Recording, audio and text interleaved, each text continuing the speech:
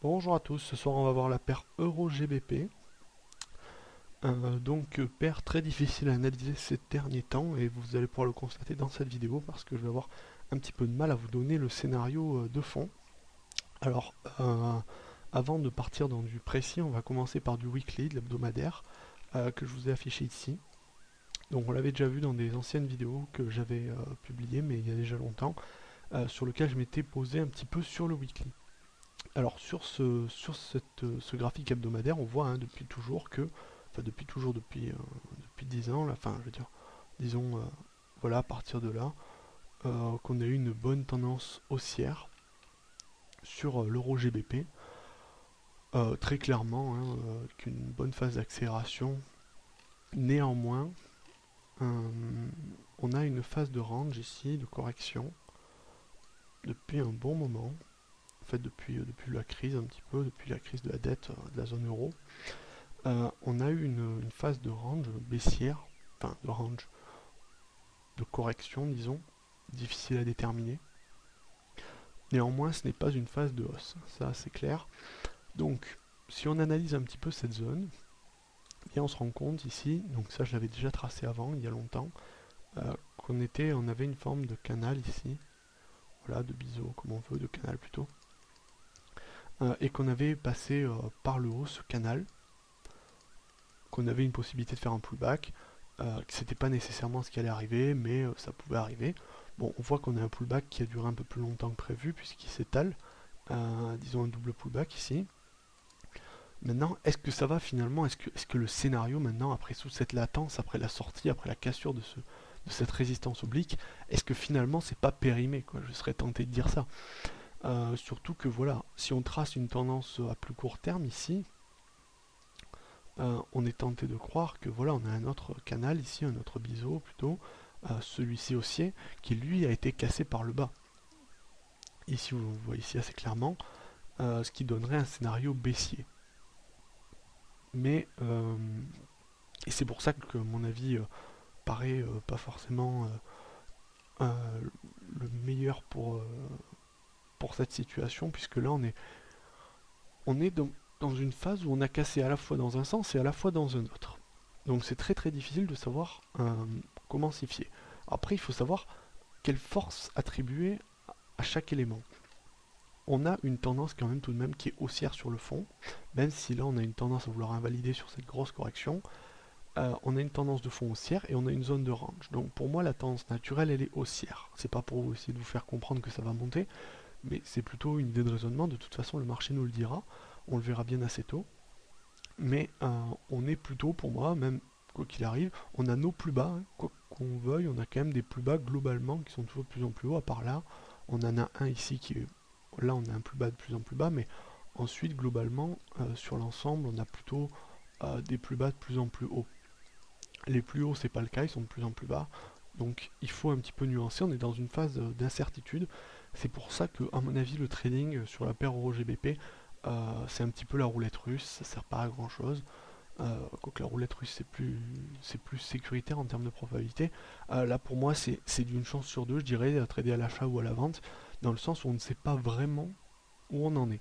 Ce qui est sûr c'est qu'on est dans une zone de correction longue, ici. Donc logiquement, si on part sur le principe de base, on est censé, quand on est en haut, on est censé rebondir à la baisse, et quand on est en bas, rebondir à la hausse. Cependant, ça se fait avec des cassures plus ou moins brèves, mais on a pas mal de réactivité, hein, le mouvement tend à rapidement corriger. Donc on n'a pas de tendance claire, c'est ça qui est difficile à identifier. Donc moi, pour moi, sur le weekly, honnêtement, j'ai pas d'éléments permettant de vous dire ça va monter ou ça va baisser. Hormis le fait que pour moi, la configuration plus courte ici est moins valable, dans le sens où l'écart qui sépare les deux points ici est inférieur à l'écart qui sépare les deux autres. Voilà, bon, c'est pas très significatif, mais proportionnellement à l'autre, on a tout de même, quoique sur l'autre c'est pareil, mais enfin, je veux dire, l'autre ça dépend comment on la trace, mais on peut la tracer aussi comme ça. Enfin, c'est très difficile honnêtement à dire, puisqu'on a à peu près les mêmes configurations. Euh, Évidemment, là je peux pas vous donner un point de vue clair. La chose qui m'avait le plus impressionné, c'était cette bougie verte en cassure, en rebond au-dessus de la cassure, mais ça s'est pas concrétisé, ça n'a pas duré. Pour moi, le problème vient d'ordre fondamental, hein, surtout lié à l'euro ces derniers mois, ces dernières semaines surtout, qui a tendance à créer de la volatilité, à créer de faux breakouts. Donc on casse dans un sens, mais on retourne dedans. Donc pour moi, l'euro aujourd'hui, c'est quelque chose qui est difficile à trader, surtout sur le GBP, contre le GBP. Encore contre le dollar, il y a plus de... Donc on a plus de... On peut être plus tranché, mais alors là, sur l'euro GBP, c'est très difficile d'avoir un avis. Alors on va passer sur le journalier. Supprimer ces droites, sinon elles vont être intempestives. Donc sur le journalier, c'est différent. Il y a une configuration qui est profondément différente, puisqu'on a plutôt une mise en tendance baissière. Pourquoi? Alors là, vous voyez, on a une volatilité énorme, hein, c'est absolument horrible. Sur toute cette période, là, ça n'arrête pas dans un sens, dans un autre. C'est très difficile de trader dans le sens où on a des belles mèches qui rebondissent rapidement, qui vont toucher des stops, qui repartent dans l'autre sens. C'est vraiment pas évident. Néanmoins, sur le daily, comme ça, j'aurais plutôt un avis baissier.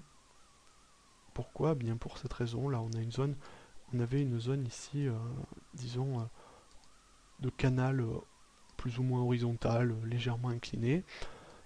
Et autrement, on avait aussi, pardon, j'ai changé de paire, voilà, on avait tendance à casser des plus bas, hein. Vous voyez que les plus bas sont de plus en plus bas.